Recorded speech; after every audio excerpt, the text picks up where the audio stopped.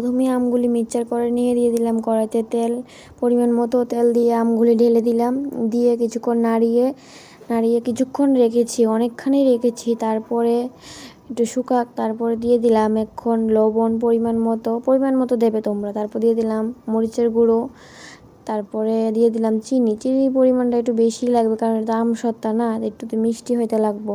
তারপর আবারও ভালো করে নাড়িয়ে চাড়িয়ে কিছুক্ষণ রাখলাম, রেখে দেখো কতটুক হয়ে গেছে। তারপর আবারও ভালো করে কিছুক্ষণ নাড়াচ্ছি, কারণ না হলে পুড়ে লেগে যাবে।